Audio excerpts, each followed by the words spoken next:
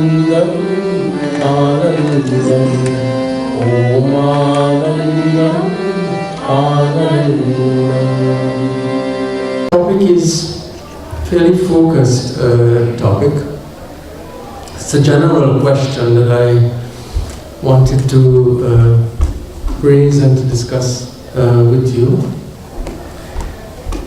All of our sacred texts at some point or the other ask a common question, a basic question, using different terms. So, who is the wise person? Who is the jnani? What are the lakshanas or the qualities of the wise person? Who is the bhakta? How do you describe the one who is the devotee of God? So the Bhagavad Gita uses the word sthita prajna, the one who has knowledge. And all of these texts also provide answers, different answers, but I would like to say complementary answers, choosing to emphasize one quality or another. But it's a very basic question, and one that I think is always useful to think about, useful for us to sort of see our own selves in relation to these answers. So it came up very early in the Bhagavad Gita, this question, who is the wise person? Arjuna asks towards the end of the text, Sthita pragyasya ka bhasha. How do you describe the one who has knowledge, whose knowledge is sthita, whose knowledge is firm, well established? Sthita dhi kim prabhashita. How does such a person speak? Kim asita, sit, vrajeta kim, conduct himself or herself in the world. And so there Sri Krishna chose to answer in a very specific way. And he says, prajahati yada kaman. Arjuna, only when the heart is free from greed can we say that knowledge is well established. Prajahati yada kaman sarvan parthamanogatan. When all greed has disappeared from the heart, from the mind, atmaneva atmanatushta. And such a person finds contentment in the divine within.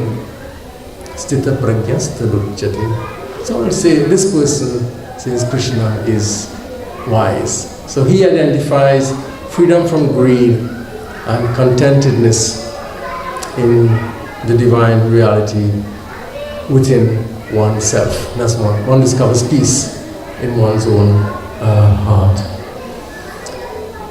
In the Ramayana, I'm speaking specifically here of Ramcharitmanas, Tulsidas, this question also comes up.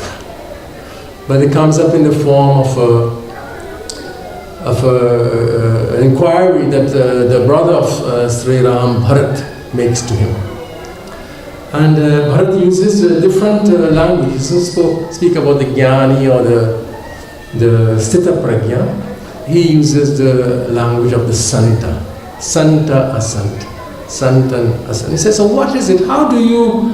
What is it that differentiates the sant from the asant? In that, there's a very lengthy discussion in Ramcharitmanas on this question, the Santa Lakshana, who is the Santa? But I just want to give you a flavor of his reply. First verse, it's a very beautiful section, one of my favorite sections of this poetic Ramcharitmanas, where Sri Ram speaks on the Santa, who is the Santa. But this is how he replies to Bharat.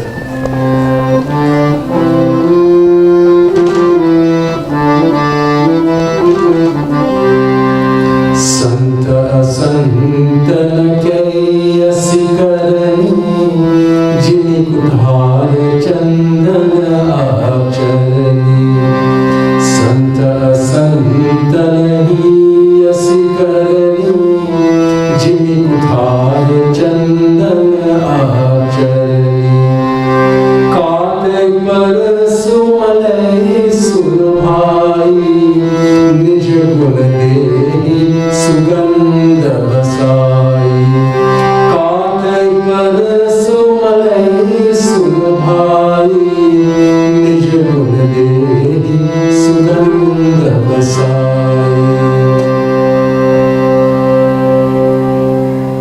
So Santa Asantana Kayasi Karani.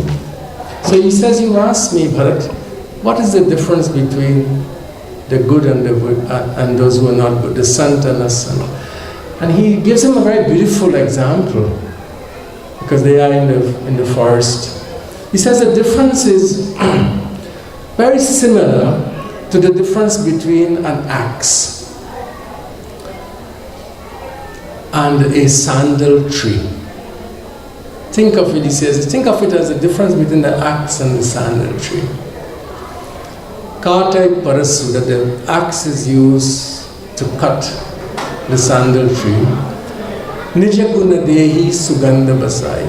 But after the axe is pulled out of the tree, it smells sweeter. It has it comes back with the fragrance of the sandal tree. Nija guna dehi sugandha basai. The sandal tree still gives its fragrance to the axe, even after the axe is used to cut the sandal tree. Now, you can think a lot about this example. It is not that, it's not an example about not resisting or allowing others to push you over and so on. That's not the point of this. The point of this example is that he chooses to say that a Santa does not allow anyone else to change him or her from who he or she is. So it's the nature of the sandal tree to be fragrant. Even when the axe cuts it, it's still fragrant. Very often we make excuses by saying, someone might be unjust to us. It doesn't mean that we have to be unjust. Or someone, speaks to us with anger. We don't have to respond with anger. We're faithful.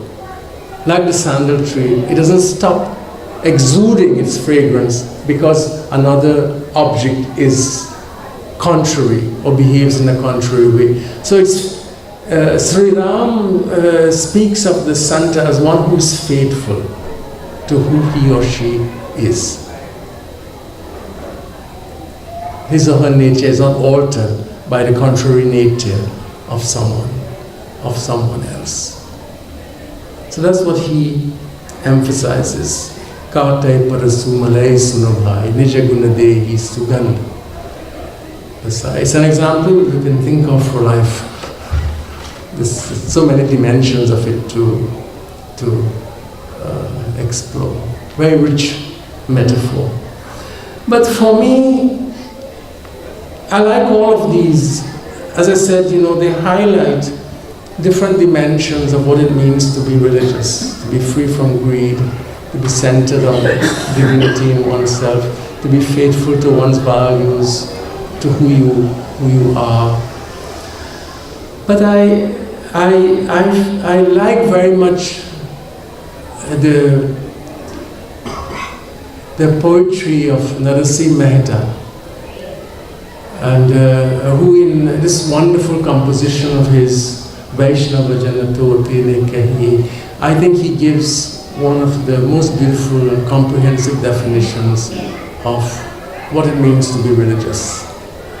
And then he also begins, Vaishnava Janato Tene Kahi. He starts with the question. But he's of course, he's a worshipper of God as Vishnu, he's a Vaishnava. So he focuses on the Vaishnava. Who is the Vaishnava, he asks? Vaishnava Janato Tene Kahi. How does one speak about the Vaishnava? And in each verse, as you know, he begins to unpack the meaning of who is the Vaishnava. But we can substitute Shaiva for Vaishnava, or we can substitute Shakta for Vaishnava.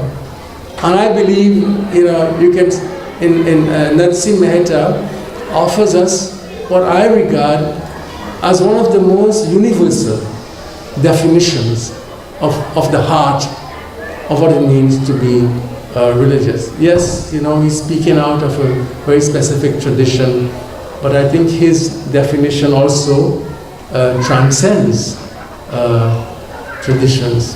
Today perhaps I can only comment on a few thoughts on the first verse. But this is how he puts it. You know very well this Bhajan, the first verse. Vaishnava Jana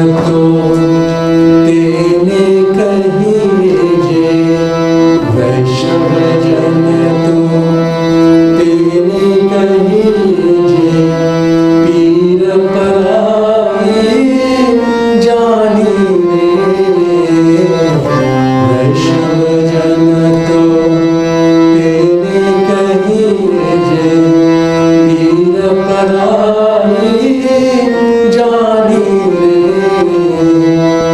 पर दुखे उपकार करे टोए पर दुखे उपकार करे टोए मन अभिमान ना आन रे वैष्णव जन तो तेने कही जे. It's a very compact poem. In this first verse, it's so beautifully interrelated. So it begins with the question, like we saw in Bhagavad Gita or in Ramayana, who is the worshipper of God? Who is the Vaishnava? And he chooses to answer it in the first line, Pira Parai Jani. One who knows the pain of another. One who knows the pain of another. Pira Parai Jani.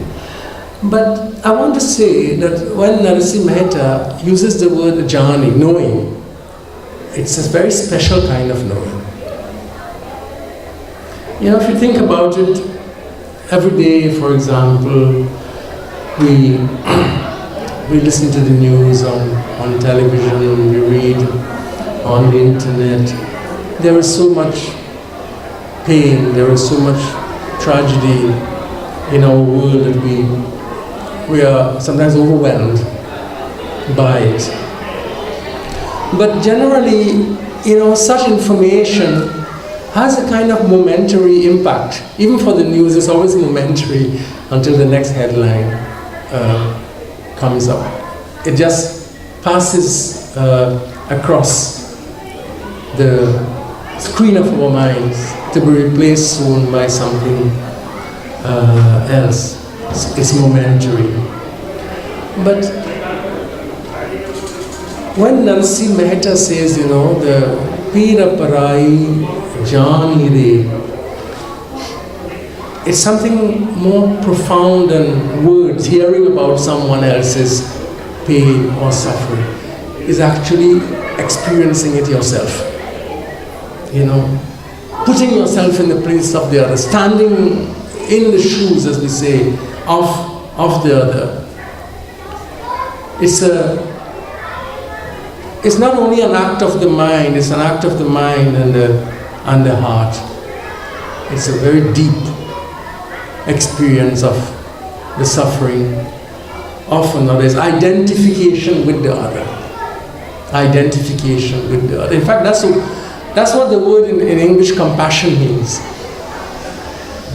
Come means with, compassion means suffering. To be with another in suffering is really the meaning of compassion. It is what, in that same discussion I mentioned in the Ramayana, Tulsidas speaks about daya, and he defines it as paradukha dukha. Paradukha dukha. When someone else is suffering, you suffer. Paradukha dukha. It's very short but very, very, very deep. Paradukha dukha. So I want to say that Narsingh Mehta is speaking here about Pira Parai Jani. There is more than just information about others' suffering. It's a deep ability to deeply identify with someone who suffers. And this becomes clear in the next line. Vaishnava janato tene kahi je pira parai jani re para dukhe upkar kare. So now see how he moves. It's an active compassion. So he introduces now an element of activism. When I identify with the suffering of another, I can't be passive. It comes with a demand that I should do something. Upkar. Paradukhe upkar.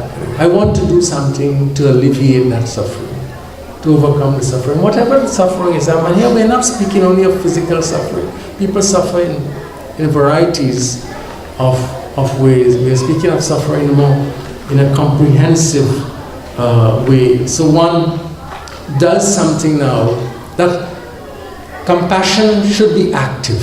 So he's speaking here of compassion, knowing the pain of the other, but translating that or finding a way to express that in some action, some measure to alleviate or to overcome the suffering. Active compassion. Second dimension. And then the third. Para dukhe upkar kare, mana abhiman na anare. It's very, very important. This now he gets to motivation. To the motivation of the Santa. Ability to identify with others, so you're broken out of the narrowness of self. To feel the pain of another, pira parai janire, means the shell of self-identification has broken out, it's enlarged, The ego is not only self-focused, it is now, sense of self is expanded to include others, and there is the desire to do something, to move from passive to being active, and then it goes to the motivation. And this is not done on the part of the Santa, is not done with any desire for gain or name or fame. Mana abhiman na anare. The mind has no trace of abhiman, of arrogance. There is no hierarchy. No sense that I am better than the other, that I am serving or I am helping. It is a spontaneous action born out of who the religious person is. It's really another way in which the Bhagavad Gita also has a beautiful expression. Twice Sri Krishna uses it. Sarva bhuta hite rataha. Sarva bhuta hite rataha. Sarva bhuta means all beings. Hite, the well-being. Rataha, one who finds joy or finds delight in the flourishing of others, in the well-being of others. So that's the motivation. Para dukha dukha, sukha sukha. When others flourish, I am delighted. When others are happy, para sukha sukha, I am also happy. So it's a beautiful logic in Narsingh Mehta's definition. From the movement of the heart where you feel the pain of the other, then to action. And then that action is spontaneous. It is done without desire for any kind of fame or name or reward.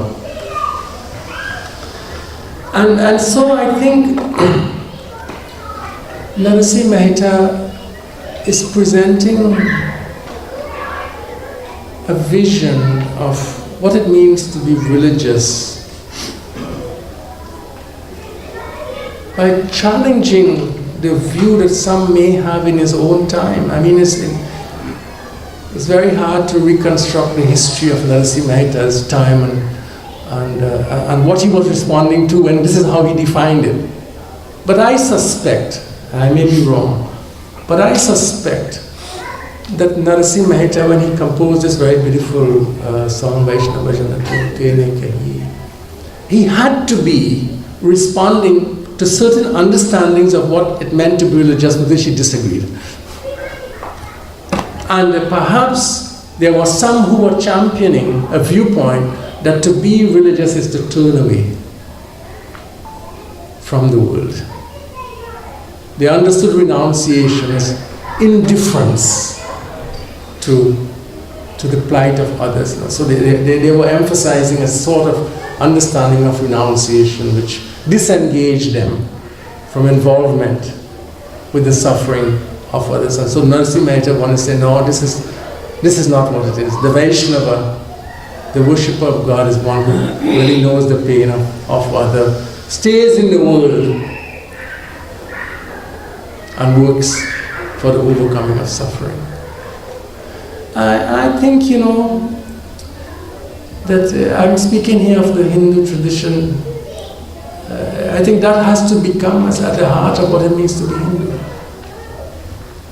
We might define what it means to be Hindu in many ways. I think we have to define it. To be Hindu is to be a person who is concerned about the world suffering, and who's engaged in trying to do something to mitigate the suffering of others. Yes, we have beautiful wisdom in our tradition, but this has to be a component of our wisdom. Daya, compassion, care for others. Because sometimes, again, Narsingh Mehta, maybe there are some teachers who may say that the closer we are to God, the further we are from other human beings. And Narsingh Mehta is saying that, that the religious life, in fact, draws us closer to others rather than away from other human beings.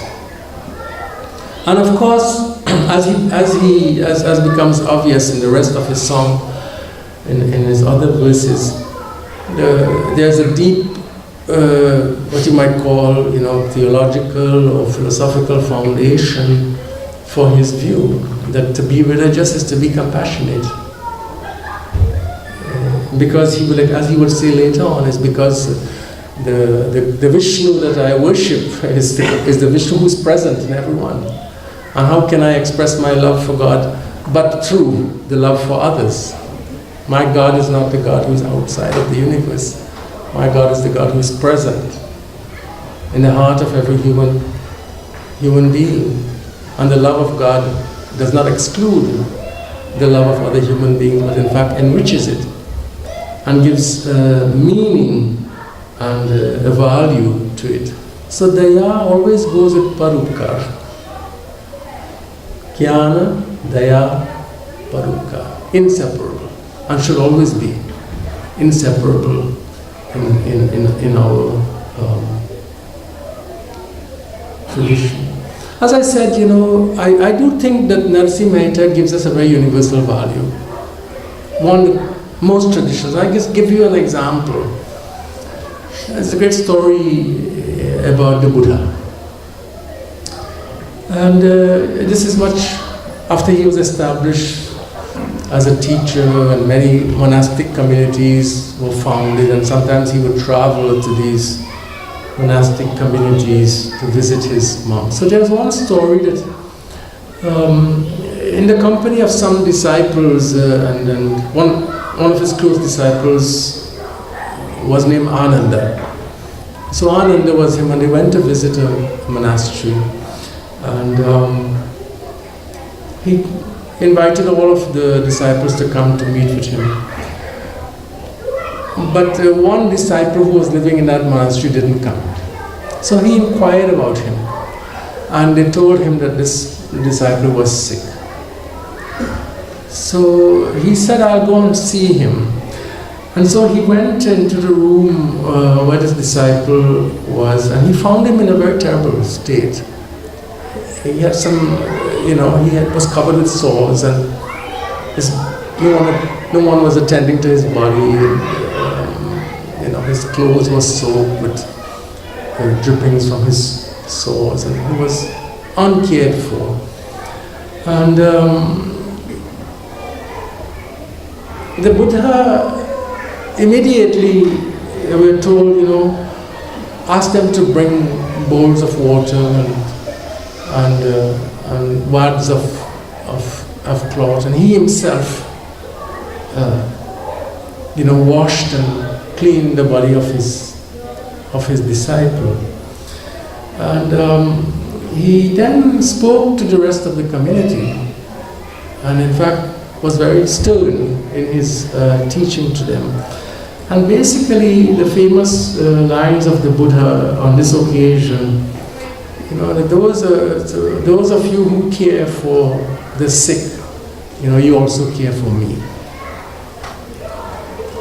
So don't think that you adore me by neglecting, the sick or those who need help. Don't think that I am happy, with your adoration if you neglect those who are in need. Because by caring for them, this is how he said, you express, this is how you honor me. By caring for those who are sick. That's Buddhism. which is, centered so much on compassion. And this is the example of the Buddha himself. Not only, doing something. Clearly, he felt compassion for him. Instead of asking someone else to take care of the monk, he went himself and did it. And then he taught. Then he said to them what they should be doing. But he set the example for his disciples. And then Narsingh Mehta's teaching, I think, also is at the heart of most, it's hard to generalize about traditions. Every tradition is so complex, but it's also a teaching that is found in the Christian tradition. And, one of my favorite texts, it tells, it's a moment when Jesus as a teacher, he's also concerned with instructing about what's the difference between the righteous and the unrighteous. He raises this question. How will God decide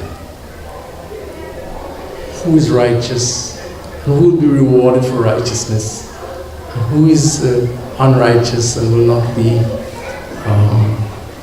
rewarded? And so he says that when all are gathered before God, God will say to some of them, come, you are blessed. You will be rewarded, because when I was hungry, you gave me something to eat. And when I was thirsty, you gave me something to drink. And when I was a stranger, refugee, say today's language, you invited me in. When I needed clothes, you clothed me. When I was sick, you looked after me. And when I was in prison, you visited me. And then Jesus said, and they were all puzzled. And they said to him, when did we do this? We don't remember feeding you and clothing you and attending to you when you were sick. Lord, when did we do this? All of these things that you have you mention. And then you get this very famous line, like the Buddha's line. And then God would say to them, whatever you did, whatever actions of these you did for another, you did for me. So when he says, that when I was ill, you visited me. When I was sick, you clothed me. It's not that one literally did it for God. But whatever you do, whatever you've done for another, he says, you've done it for me. Which is very, very much, as with the story of the Buddha, on which Narsingh Mehta tells us about. So it's a universal teaching about what it really means to be religious. And I think all of our traditions, this is a beautiful place. Whatever the differences are there among religious traditions, I think this is a very beautiful meeting point where traditions can come together on this issue of compassion and care for others and for the world. And I know, that the suffering is overwhelming. We feel helpless as individuals, even as communities, about what we can do, what difference we can make in the face of suffering. But we can never be without hope. I'm sure you heard of this story, but I end by just telling it again. About this old man who was on the seashore. The waves kept bringing all of these starfish. They were caught in the tides and they were being washed ashore. And they were dying, because they were out of the water. And, he picked up one and he would throw it, but every one he threw, dozens kept coming. And there was a young boy who came and saw what he was doing and said, "Oh man, what are you doing? Every time you throw one seed, there are hundreds who keep coming onto the shore and dying. You can't save them all." And then he picks up one and he throws it, and he says, "But I can save this one." So sometimes we have to. We should not be crippled into inactivity because we can't immediately change the whole world, but we can make dents. We can make an impact in the small spheres in which we live our lives, in which we live our professional lives, we live our personal lives, we live our lives in communities. This is where we can make the difference. So don't look to solving the problems of the entire world. In fact, the best way we can solve it is by making these differences, like that man throwing the starfish by finding a single person, a single child whose pain we understand and in whose life we can make a difference. We live the religious life. Every time we alleviate the suffering of another, we're being truly religious. And this is what Narsingh Mehta want us to hear. In every verse of this song, maybe we'll continue to talk about it next time we meet. I only spoke on the first verse. As you know, it continues, Samadrishtine, Trishna Tyagi, Parasrijene Mahatare, Jihwa Thaki Asatya Nabore. Continues defining. Each verse begins to fill the picture of what it means to be religious. So you understand why it was a favorite bhajan of Mahatma Gandhi.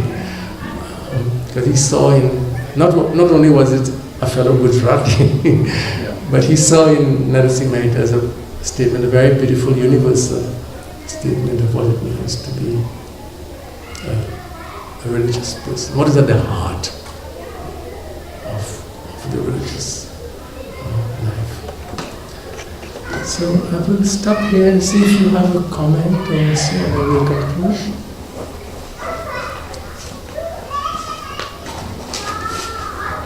Yes, Ned?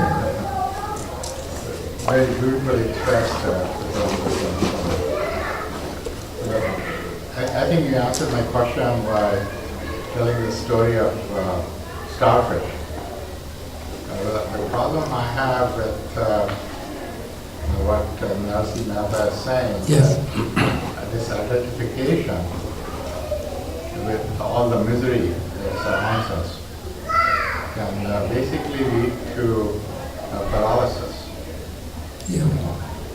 And so I think this idea of this starfish story is very pertinent as an antidote to what Narsingh Mehta is saying, I think, in a way. Yes, I think so. And it's a very good point, that we must not become paralyzed. The other thing I would say in relation to your question about why we should not become paralyzed is, and the more I think about it, I see this as an important dimension of the meaning of this teaching. The Bhagavad Gita returns again and again to this idea.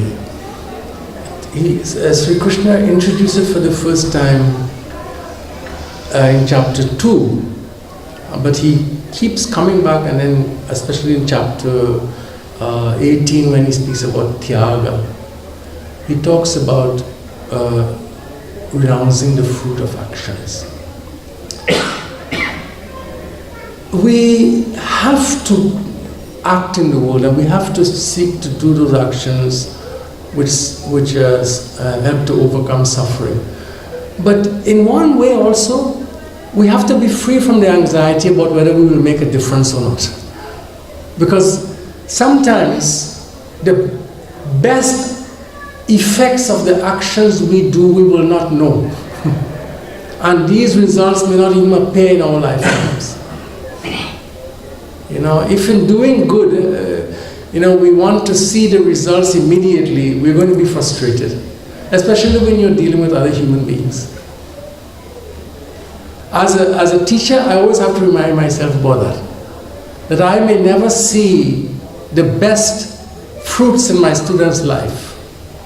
It may happen when I'm no longer on this earth. But doesn't mean that I'm going to stop doing what I do. So, not also worrying about the outcomes is a way to deal with this paralysis. We just do what we know to be the right thing to do.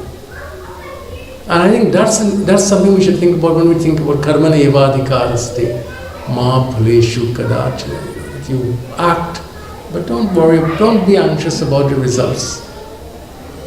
Don't let anxiety about results paralyze you. You just be faithful to who you are and what you know to be right.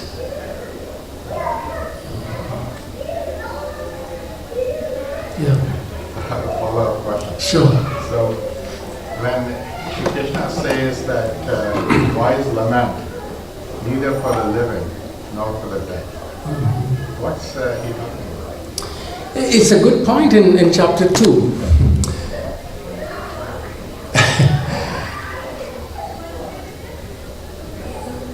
I've taught a lot about that verse,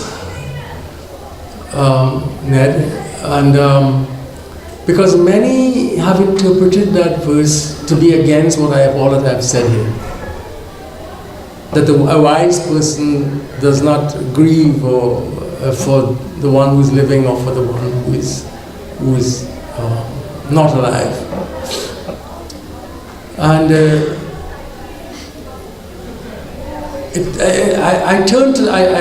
I revisited that verse quite recently when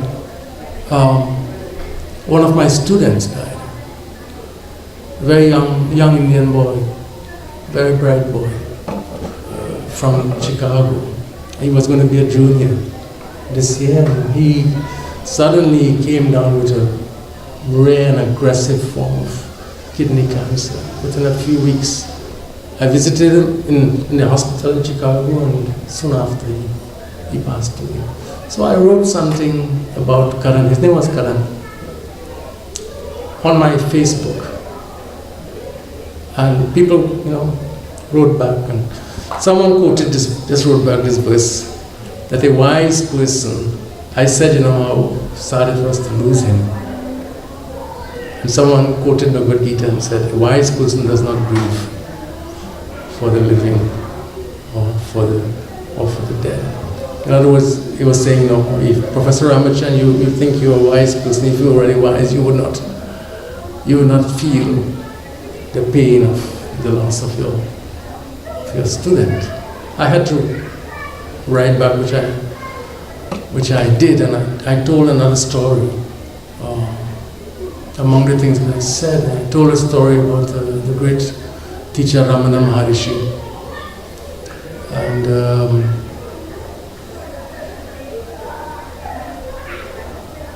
And he had a